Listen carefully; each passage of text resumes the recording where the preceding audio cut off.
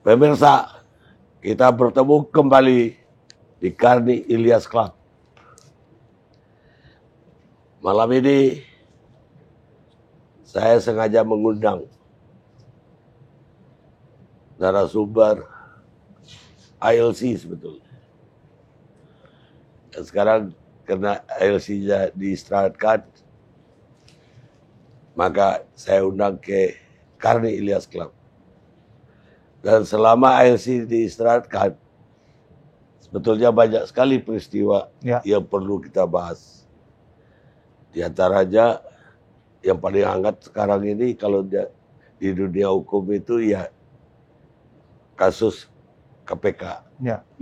Dengan tes wawasan kebangsaan, akibatnya 51 orang dinyatakan diberhentikan, 24 orang akan dibina. Tapi banyak juga terdengar bahwa yang akan dibina pun karena solidaritas sama kawan-kawannya memilih juga untuk keluar daripada dibina. Dari sisi hukum tata negara, bagaimana Bung Irman melihatnya? Ya, makasih Pak Karni atas undangannya. Senang sekali bisa diundang lagi Pak Karni. Ya udah lama vakum juga untuk mengamati persoalan kehidupan bernegara kita ini. Nah, kalau kita berbicara tentang KPK saat ini Pak Karni, dengan isu adanya yang tidak lolos, saya coba sebelum kesini membaca kembali undang-undang KPK yang baru. Undang-undang KPK yang baru itu kalau kita mau membaca bagaimana strategi bernegara dalam mencapai tujuannya, kemudian menghadirkan sebuah lembaga negara itu, maka itu biasa kelihatan strategi bernegara itu di considerance dari undang-undang itu atau di penjelasan undang-undang itu. Nah, kalau saya membaca undang-undang KPK yang baru ini, memang negara mengubah pola strateginya untuk melakukan pemberantasan korupsi. Ya. Jadi strategi yang dipakai oleh KPK sejak 2002 sampai sekarang itu, nampaknya negara mengatakan cara ini kita tidak bisa pakai lagi. Cara pemberantasan seperti ini. Nah, makanya dalam penjelasannya itu dia sebutkan, karena adanya pelanggaran hukum acara pidana yang sering terjadi, penyelidik dan penyidik yang kemudian tidak terkoordinasi, kemudian berbagai macam persoalan yang terjadi tanpanya pengawasan KPK, maka kemudian negara kemudian mengubah strategi itu. Nah, konsekuensi dari perubahan strategi itu, maka tentunya sumber daya yang dipakai oleh strategi sebelumnya, tentunya mau tidak mau negara akan berpikir, ibarat main bola, kalau ubah strateginya, ada keahlian-keahlian tertentu yang kemudian tidak dipakai dulu nih. Gitu, kira-kira seperti itu. Bacaan saya seperti itu. Ya. Nah, lalu kemudian kita ditanya, kenapa sih strategi itu harus diubah? Bukankah kemarin itu kan menarik, ada tiap tahun, tiap bulan ada penindakan, pokoknya rame deh. Kan kira-kira seperti itu. Yeah. Bahasanya selama kurang lebih 20 tahun ini, sisa presiden dan wakil presiden yang tidak di OTT. Kan kira-kira begitu. Hampir semua sudah di OTT. Gitu. Ketua MK, ketua lembaga parlemen, gubernur, sisa presiden dan wakil presiden saja yang tidak di OTT. Kemudian. Nah, kalau begitu kemudian negara berpikir, kalau seperti ini, apakah ini kemudian efektif dalam pencapaian tujuan negara itu? Kan begitu kerangkanya. Ketika ada lembaga negara KPK, ada BPK, dan berbagai lembaga negara lainnya, tujuannya adalah dalam pencapaian tujuan negara itu. Gitu. Nah, kalau kita ditanya lagi, Di mana sih ruang perspektif pencapaian tujuan negara itu dalam undang-undang dasar itu? Kan undang-undang dasar, tujuan negara itu salah satunya adalah memajukan kesejahteraan umum, mencerdaskan kehidupan bangsa. Nah, kalau kita mau melihat apakah fungsi-fungsi lembaga negara ini semua sudah mengakselerasi pencapaian tujuan negara itu, maka kalau kita hubungkan, di mana sih sebenarnya rumah KPK ini di situ dalam pencapaian tujuan negara itu? Maka pasti kan kita akan hubungkan dengan perekonomian nasional. Karena kita akan berbicara keuangan negara di situ. Perekonomian nasional, keuangan negara. Artinya, tindakan-tindakan selama ini sudah menstimulasi secara efektif pencapaian tujuan negara. Kan gitu. Nah, lalu kemudian ketika kita pikir lagi, bagaimana melihat indikator tujuan negara itu? Apakah di indeks persepsi korupsi? Nampaknya tidak. Karena indeks persepsi korupsi itu adalah Transparansi Internasional yang bikin. Kan seperti itu. Tapi apa indikator tercapaian tujuan negara itu? Dalam bahasa saya yang awam, mungkin di pertumbuhan ekonomi yang paling mudah kita pahami. Kira-kira seperti itu. Nah, pertumbuhan ekonomi kalau tercapai tujuan negara semakin meningkat, kan kapasitas produksi barang dan jasa konsumen, tingkat kemampuan kita untuk untuk melakukan tindakan-tindakan untuk memenuhi kebutuhan kita itu jadi lebih mudah semuanya. Ya, tenaga kerja dan lain sebagainya. Nah, kalau kita berbicara tentang kalau misalnya kita sepakati pertumbuhan ekonomi itu salah satu indikator, maka mungkin negara akan melirik kembali ke masa lalu. Di Orde Baru. Saya pernah baca data di bukunya Ketua MPR Bambang Susatyo itu, bahwa di Orde Baru tingkat pertumbuhan ekonomi kita itu antara tahun 80 sampai 90 itu bisa sampai rata-rata 7 sampai 8%. Iya.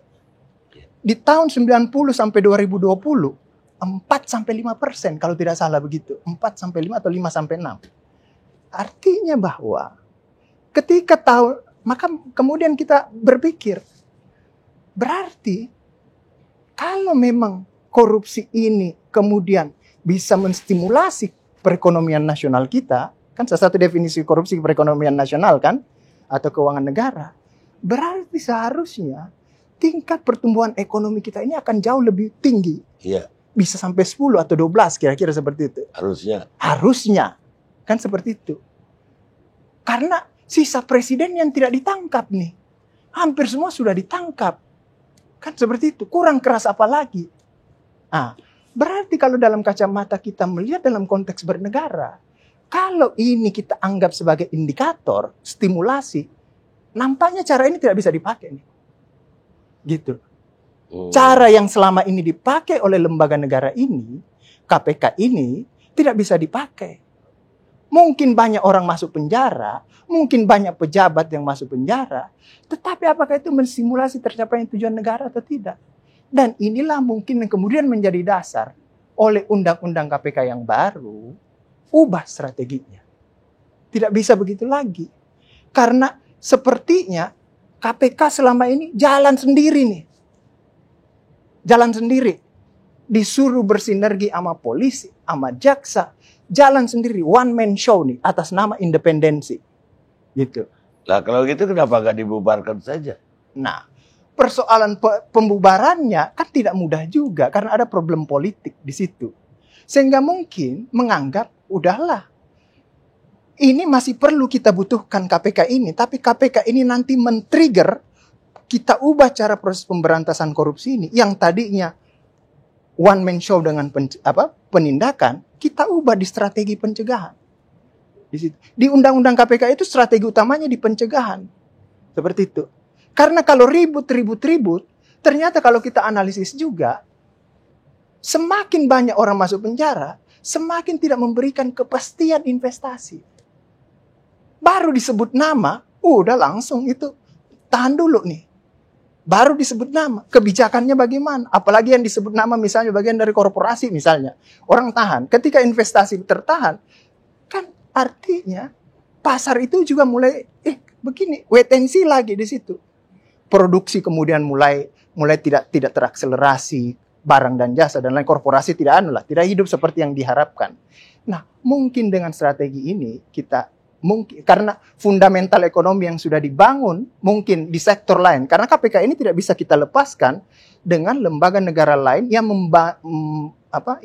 yang juga bekerja membangun fundamental ekonomi guna mengakselerasi pencapaian tujuan negara. Kata lembaga negara lain, kami udah setengah mati membangun fundamental ekonomi, tapi tidak ada terus kepastian karena ini ribut terus dengan cara seperti ini. Diubahlah strategi itu dengan pencegahan. Makanya kemarin saya lihat Ketua KPK ketika melantik ASN, dia umumkan kalau tidak salah berapa kali kita akan melakukan pencegahan, kita akan melakukan ini. Seperti itu. Karena mulai menyadari kehadirannya tidak bisa lagi seperti sayalah lembaga yang satu-satunya bisa menyelamatkan bangsa ini. Karena dengan cara yang seperti dulu, ternyata akselerasi pencapaian tujuan negara itu tidak bisa tercapai. Di situ mungkin saya berpikir, oh begini kenapa mesti orang seperti Pak Firly Bahuri ini yang kemudian dipasang sebagai ketua KPK. Karena ini untuk mensinergikan, untuk kemudian menjalankan strategi baru negara pemberantasan korupsi itu. Karena indikatornya kita harus merujuk ke sana. Seperti itu. Jadi kritik terhadap proses yang terjadi ini, kan kritiknya begini. Ini gara-gara partai-partai besar kena oleh KPK. Ini gara-gara mau melindungi para koruptor-koruptor yang udah disidik lah. Walaupun mungkin belum tingkat penyelidikan tapi udah disebut-sebut. Apa bukan karena itu? Itu kan kritik banyak aktivis. Bisa jadi ada tunggangan di situ. Tetapi kemudian pertanyaannya adalah, apakah dengan cara yang seperti ini, kemudian, maka bisa menstimulasi tercapainya tujuan negara atau tidak? Sementara selama ini, misalnya begini. Saya ingat ketika kasus Harun Masiku kita diskusikan di ALC. Ya.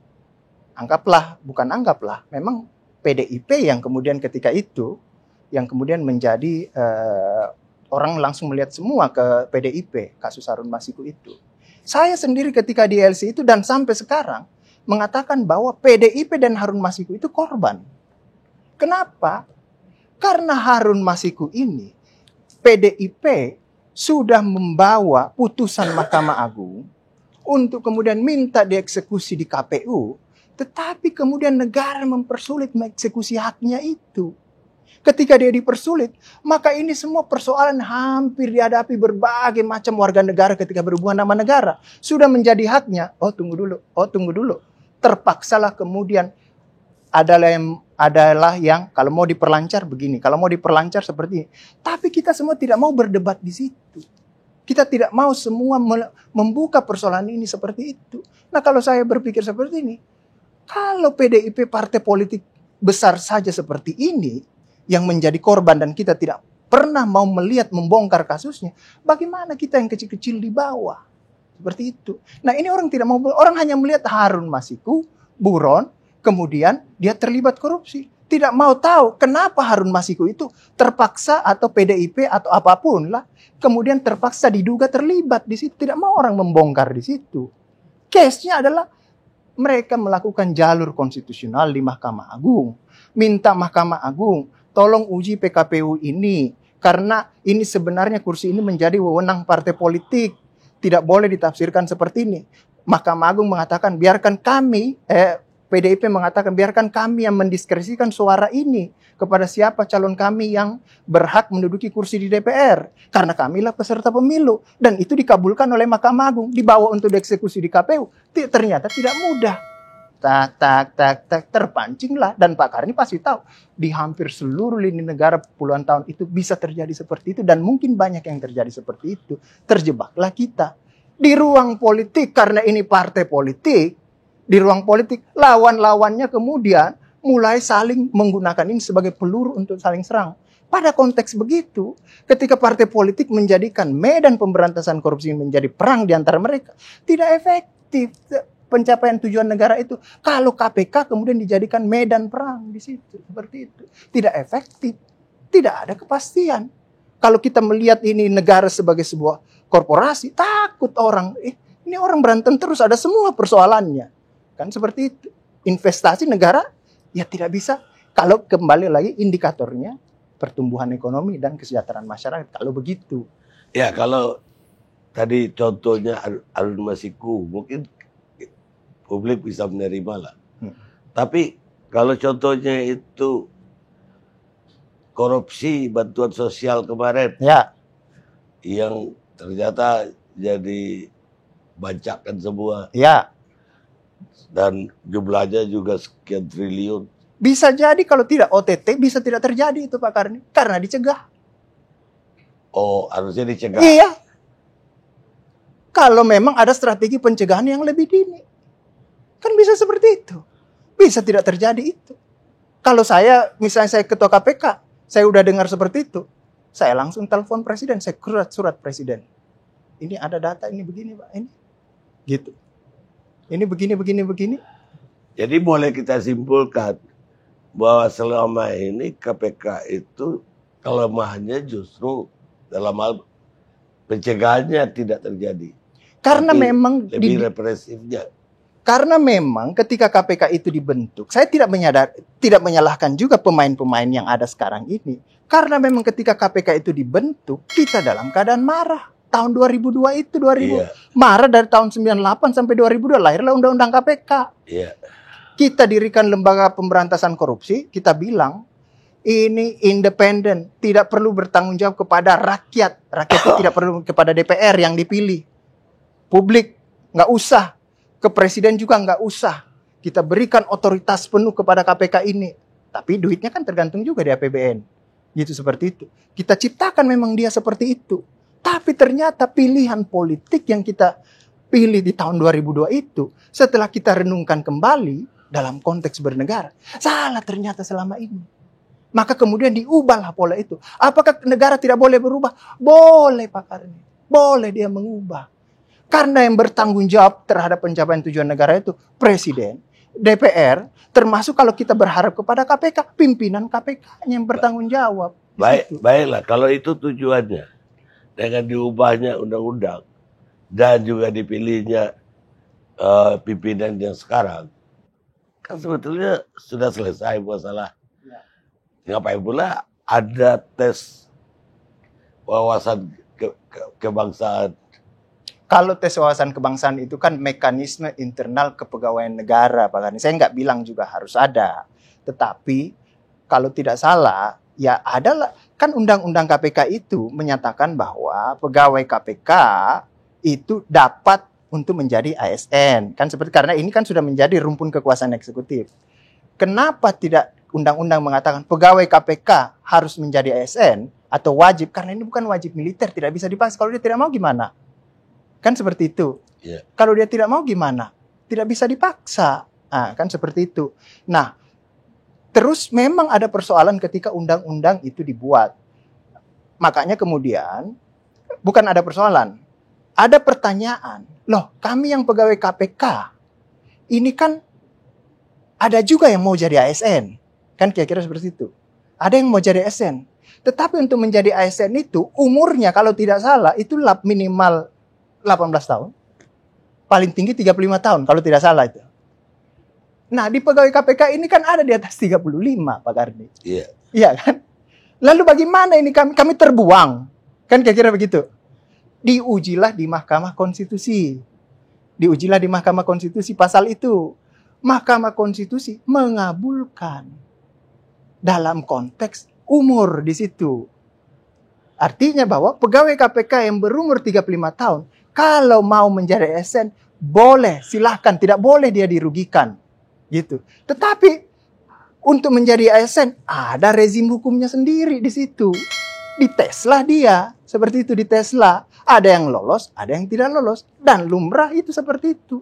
Kalau berpikir seperti itu, maka kita, kalau Pak Karni mempersoalkan kenapa dia dites, hampir tiap tahun orang tes ASN, banyak yang tidak lulus Pak Karni. Kan gitu. Banyak yang tidak lulus, banyak yang menangis, banyak yang merasa saya lebih pantas menjadi ASN daripada yang lain yang lulus itu. Tapi rata-rata, tapi banyak juga yang tidak lulus itu, 20 tahun kemudian ada yang jadi CEO, ada yang jadi pengusaha, ada yang jadi apa, kan seperti itu. Lalu kan persoalannya berarti kan bukan persoalan di tidak lulus atau lulus ini, tes ini. Kan seperti itu. Persoalan yang tadi kita katakan. Kalau saya, mungkin memang strateginya mau diubah. Seperti itu. Termasuk orang-orangnya juga. Bisa jadi strategi mau diubah. Bisa jadi seperti karena itu. Misalnya kayak si Novel Baswedan. Dia itu kan lulusan Akpol. Ya. Dan lolos masuk polisi sampai perwira. Ya. Iya, bagaimana mungkin dia wawasan kebangsaannya bisa gagal di tes ASN. Kalau tes ASN dengan bersaing dengan mahasiswa pertanian dan mahasiswa lainnya, maka harus lolos semua mahasiswa hukum tata negara itu. Tiap hari dia belajar wawasan kebangsaan dan kenegaraan. Dibanding dengan mahasiswa, kalau begitu berpikirnya. Nggak, betul saya. Dia kan udah lolos jadi polisi. Kan udah dites sebetulnya ASN-nya. Iya. Masuk Akpol aja pasti dites. Apa aja wawasannya. Iya. Lah, kok setelah begitu lama dia bertugas, kemudian masuk KPK, malah dinyatakan tidak punya bisa juga begini Pak Karni. Wawasan kebangsaan itu adalah bagaimana cara pandang kita dalam pencapaian tujuan negara. Iya kan? Iya. Bagaimana cara pandang kita dalam pencapaian tujuan negara. Cara pencapaian tujuan negara ini, yang tadi saya katakan, kalau kita berbicara tentang pencapaian tujuan negara, maka kita akan bicara tentang, kalau kita bicara klaster KPK, lebih kepada kita bicara kepada klaster majukan kesejahteraan umum. Kan kira-kira seperti itu. Berarti tingkat perekonomian tadi di situ. Bisa jadi cara pandang kita pencapaian tujuan negara dulu itu sudah tidak sesuai dengan sekarang. Wawasan kita dalam proses melihat negara itu sudah tidak sesuai. Sehingga negara menganggap kayaknya saya tidak butuh dulu ini. Saya butuh pemain lain yang lebih sesuai. Bisa seperti itu.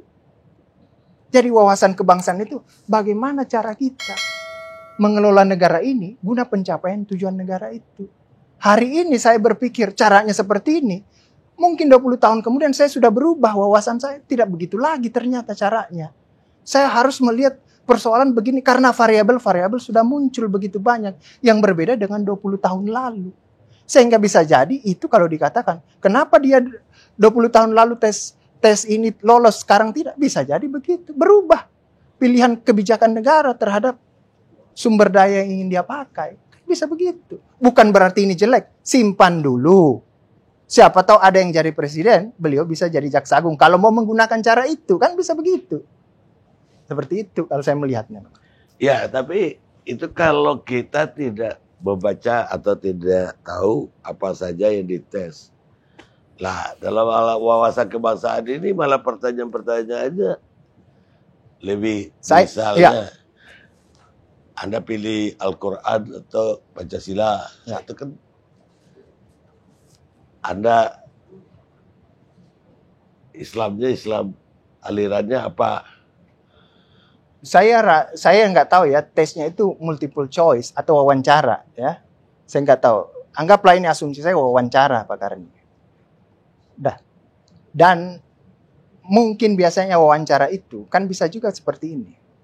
Ketika dalam situasi mau tenggelam, kamu pilih mana?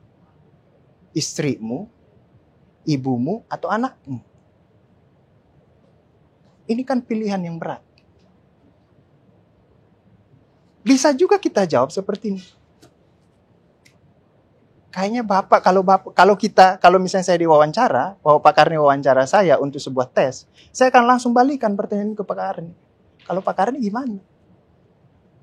Target Pak Karni mungkin tidak hanya menginginkan pilihan dari saya itu satu, tapi mau melihat reaksi saya dalam situasi seperti ini. Bisa reaksinya, ini Irman ini percaya diri, ini Irman ini bisa bagaimana? Kan seperti itu. Tidak harus untuk memilih. Tapi bisa saja saya menjawab, wah, kalau Pak Karni gimana itu kalau dalam situasi seperti itu? Kan bisa seperti itu.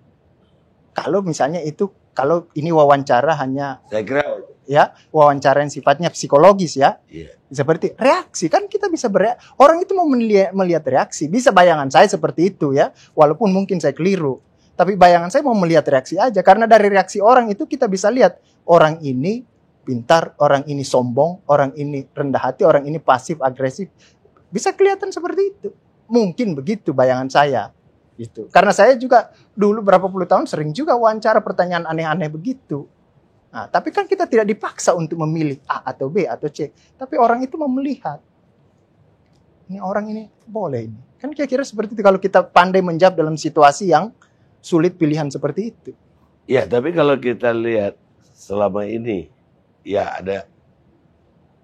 ada tuduhan lah bahwa di KPK itu banyak Talibannya, Ya. banyak yang radikal. Lah, dengan tes kemarin ini arahnya mengarah ke situ tuh. Artinya pertanyaannya apakah Anda pernah ya terpapar ATI lah, terpapar EPI, arahnya lebih ke situ. Itu kan asumsi publik. Negara tidak pernah, kalau tidak salah negara tidak pernah mengklaim seperti itu. Tapi ada pertanyaan tetap, apakah Anda pernah jadi EPI atau Anda pernah jadi ATI? Ya. Kalau saya itu bisa reaksi, ya. Bisa reaksi.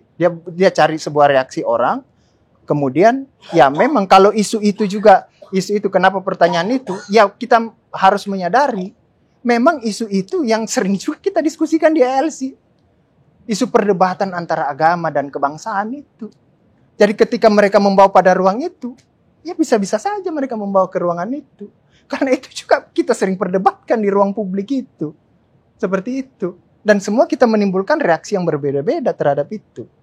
Kan seperti itu. Jadi menurut Bung Irman itu apa artinya yang terjadi ini wajar-wajar aja? Wajar-wajar aja kalau paradigmanya orang tidak lulus ASN, itu sering Pak Karni. Ya, banyak sekali yang tidak lulus tiap tahun. Gitu. Tapi kita tidak pernah mempersoalkan itu. Banyak sekali yang merasa seharusnya saya itu yang melaksanakan itu. Tapi kok saya tidak lulus? Saya ini lulusan apa, kurang apa lagi? Kok negara tidak mau pakai saya? Ya negara punya pilihannya sendiri. Kalau kita bicara itu. Kalau dikatakan bahwa ini orang-orang ini yang selama ini paling bisa diandalkan, tanda kutip melakukan OTT penindakan, maka negara juga bilang, mungkin paradigma kita mau ubah caranya. Kan seperti itu. Kita sudah mau ubah caranya. Tidak lagi menggunakan pemain yang punya keahlian di sini. Tapi ini bisa jadi kita simpan. Suatu saat di tempat lain kita akan pakai. Saya yakin yang tidak lolos itu dicari nanti itu. Untuk dimanfaatkan oleh negara. Dicari nanti karena itu sumber daya. Bukan dimusuhi. Kalau dia dimusuhi itu kemudian ya tentunya kalau dia dikriminalisasi. Kita akan sama-sama kemudian menyalahkan negara itu. Tapi kalau hanya tidak memenuhi syarat. Dan kemudian negara, wah saya tidak mau lagi pakai Pak Irman. Ya mau dia apa lagi? Saya nggak bisa memaksa.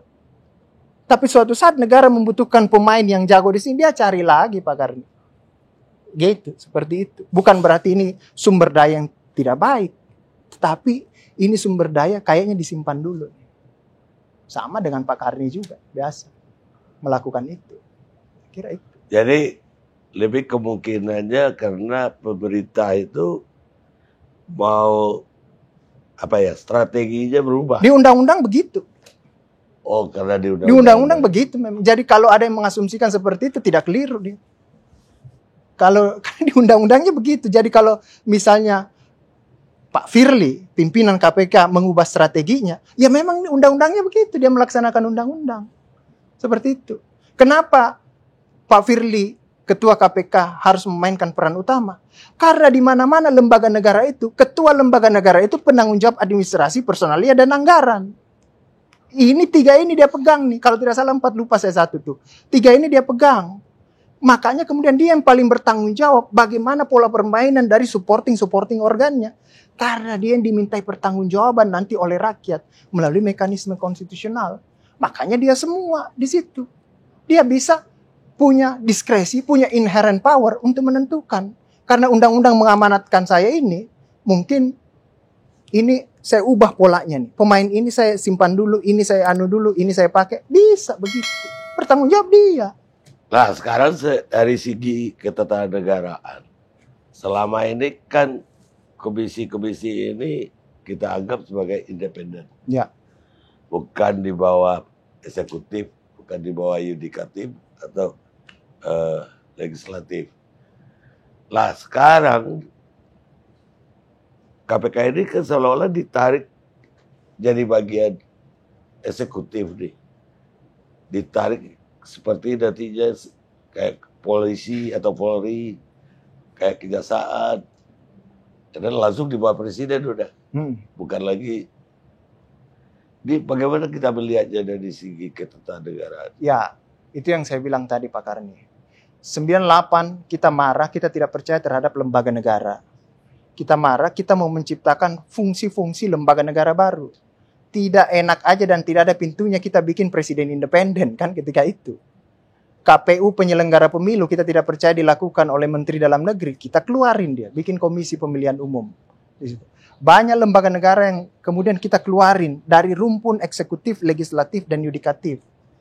Termasuk kita tidak percaya itu penyelenggara negara yang selama ini menjalankan itu semua. Kita keluarkanlah KPK. Makanya di konsideran undang-undang KPK karena dianggap penegakan hukum yang ada itu dianggap tidak efektif. Kita dirikan lembaga negara independen.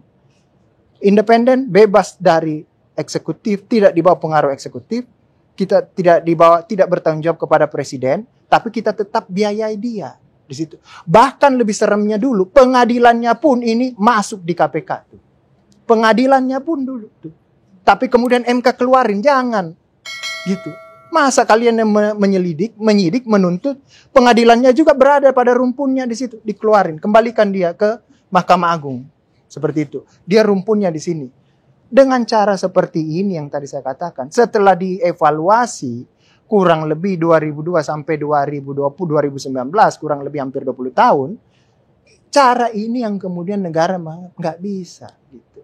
Karena pencapaian tujuan negara itu tidak terstimulasi secara efektif di situ. Bayangin kan, itu dengan kerja selama ini seharusnya kita berpikir ini terstimulasi secara efektif, ternyata tidak seperti itu. Ubah strategi. Dalam konteks bernegara, itu biasa Pak Karni. Presiden bagaimana? Presiden kepala pemerintahan dulu mengatakan bahwa saya nggak bisa ngapa-ngapain. Karena KPK itu bukan bawahan saya, nggak bisa ngapa. Dia diciptakan sendiri. Tapi saya bertanggung jawab penuh, maka ubah. Masukkan dia ke rumpun kekuasaan eksekutif. Pasang foto presiden nanti kalau ketua KPK. Udahlah masuklah di situ. Konsekuensinya bagaimana?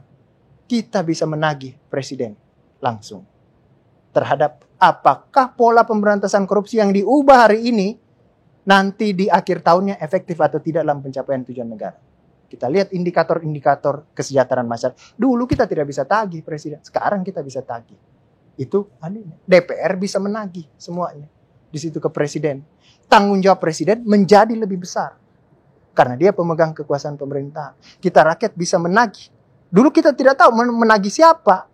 Udah banyak orang ditangkap, sisa presiden belum ditangkap, kok kita belum sejahtera-sejahtera. Ini indeks seperti presiden bilang, saya nggak ngerti itu. Soalnya ini jalan sendiri. Gitu. Menteri saya aja semua ditangkap, gubernur saya juga ditangkap, bupati saya juga ditangkap. Nggak bisa ngapa-ngapain saya. Itu diubahlah itu, masukkan semua ke eksekutif. Ya makanya tadi saya bertanya, kenapa kita nggak kembalikan aja kekuasaan KPK itu kepada kepolisian dan kejaksaan seperti dulu. Ya. Kalau memang salah ini kita minta. Sepertinya masih dibutuhkan kehadiran KPK itu untuk mensinergikan karena di penjelasan undang-undang KPK itu seperti itu. Jadi lembaga ini dibutuhkan untuk mensinergikan dulu nih. Kepolisian, kejaksaan gitu. Kalian bersinergi karena tidak bisa serta-merta langsung kita potong. Karena ada budaya pemberantasan korupsi di KPK yang belum tentu dimiliki oleh kepolisian dan kejaksaan. Yang sangat bagus ini, transformasi dulu. Gitu. Mungkin 5 tahun, mungkin 10 tahun. Ketika tertransformasi, inilah tugas pimpinan Pak Firly Bahuri ini. Gitu. Kalau kita lihat di situ, saya baca undang-undangnya, saya lihat dia konferensi pers, tugasnya itu di situ. Mungkin seperti itu. Nanti kemudian menjadi lebih ramping dia. Bisa seperti itu. Baik, Bung Irman. Saya kira penjelasannya cukup untuk masyarakat lebih melihat dari perspektif yang lain lagi dibanding yang selama ini disorot oleh para aktivis anti korupsi dan juga yang disuarakan baik oleh pemerintah maupun oleh politisi-politisi. Malam ini kita mendapatkan yang berbeda lagi. Sebelum saya tutup, saya mau kasih hadiah dulu sama Bung Irman. Makasih Pak Karni.